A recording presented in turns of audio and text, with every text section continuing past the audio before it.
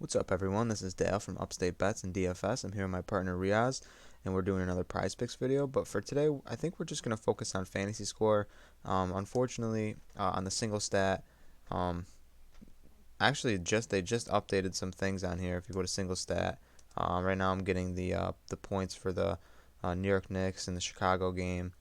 Uh, but other than that, it looks like all we got is these two games. In some of these categories, rebounds is still just the Houston and Denver. I mean, Houston and Utah game. But fantasy score always seems to just kind of have everyone up there. So, I mean, we'll talk fantasy score, and what we'll do is we'll kind of build like a three or four leg that we really like out of the fantasy score. And then as the day progresses, you always can drop comments down below on opinion on something. So if lines start to come out as the day goes on, we'll definitely be here to write back to you. It's just right now is the only time that we were able to get a video out. So better better video than no video. So Riaz, why don't you start on fantasy score? Yeah, fantasy score. It's kind of a guy I've been targeting all year, and that's Clint Capella. He's going against the Wizards. Wizards are not looking that great as of late. I know that's your team, but they're kind of a team I love to really hammer on and like for fantasy points and DraftKings because they give up a lot of points. And Clint Capella is in a great spot. We've seen him hit this over multiple times so far this year.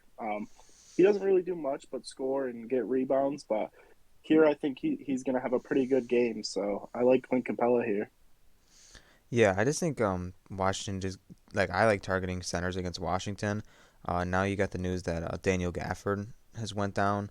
Um, so I mean, I think in that same game too, I'm not really on him, but I think you can take a look at Montrezl Harrell, especially with the news that Gafford, is down. Harrell played 38 minutes last night, and it looks like he's in a pretty good spot just in terms of minutes. I know he doesn't have like the greatest matchup, but he got 45 DK points last night, uh, which in a lot of minutes, but it looks like he's like a decent point per minute guy. So if he can play around 32, 34 minutes, it looks like he can get there pretty easy.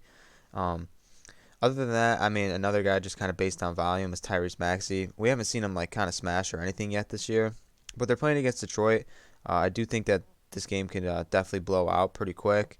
And I think the first game he did get there, but he's definitely got the potential to get there, just in terms of volume. And he's not a great shooter from deep or anything like that. It's not like he even takes a lot of threes, but I think 27 is pretty shallow, especially at a spot where they definitely can blow him out. Yeah, no doubt. Another guy I'm going to touch on is Sadiq Bey. We've seen him kind of emerge from last season and coming into this season.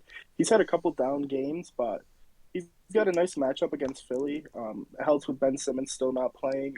You never know if Embiid's going to be in the lineup or not. He seems to always be questionable, but we see Sadiq Bey shoot the three, grab boards, kind of do it all for this Detroit team who really doesn't have much going for them. So I like to target Sadiq Bey in a nice matchup.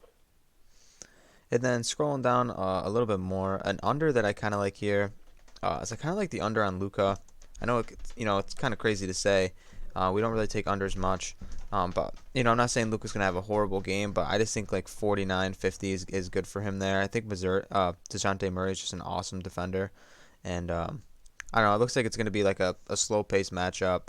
And it'll be fairly. I can't tell you if the point total will be like out of this world, like if it's going to be like, a super defensive game. Probably not, but I just think at the end of the day, like, I don't know, maybe maybe Porzingis or Brunson has a decent game. I don't know. I'm just feeling the under on Luca today, so. Yeah, I mean, I kind of like that under as well. One of the last guys I'm going to touch on is John Morant. He's just been smashing this year. His fantasy score is at 38. We've seen him get there every single time besides last game. He had a tough matchup against Portland, so I don't blame him for not getting there. But John Morant is just a guy who can explode for 50 points, and then add on rebounds and assists and everything like that. He's just the heart and soul of this team. And I just think this line's way too low for the production he's had so far this year and the fantasy score he has put up so far this year. So Yeah. I I really like this 38. He actually did get there last game too. So every single game so far, he got there. Every single game so Hey, far this he's season. been smashing. Yeah, so I really like the over on him. And then, I mean, there's a couple guys who are kind of just right where they are. I'm scrolled back up at the top. I mean, Trey in that matchup, like I feel like that's he definitely can smash, but that's just kind of where he is. Alonzo going against the Knicks, Beal, it's kind of had a rough start. Like that's kind of like an under maybe people are looking at. Um, Wood and Gobert, that's just like I mean Wood had an awesome game last time out there, but obviously he's going against Gobert, which is never easy. And then I've kind of been on KPJ all season. I'm just kind of waiting for him to have a pretty good game, and his production hasn't been perfect, but I know he has the ball in his hands a lot, so that's going to be a decent one. And then Jalen Green, just in terms of volume and minutes, he's at 24 and a half, and that's not a bad spot for him either. But right now we got three plugged in. Uh, and if there's anyone else you want to talk about, Riaz, go for it. No, I was thinking about the Jalen Green just because we saw him have 8 3 pointers made 2 games ago. Looked awesome against Boston, but with him just being a rookie and this team being so young, he seems to be pretty inconsistent so far this year. I mean, he has a good game and then he's pretty quiet the next. So I don't mind this over. It's not bad at 25 and a half, like you said, or 24 and a half. So I don't mind that over.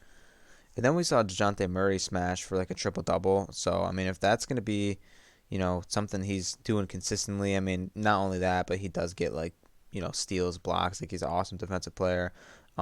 I think he's probably one of the another guy too that I'd be looking at for an over. Um, so I mean, right now we have three, and I think we're gonna plug the over in on Clint Capella, the over on Tyrese Maxey, and the over on John Morant. I think those are kind of like our locks for the night. Um, just for now, I mean that's on the fantasy score category. Obviously, you go over to single stat DFS.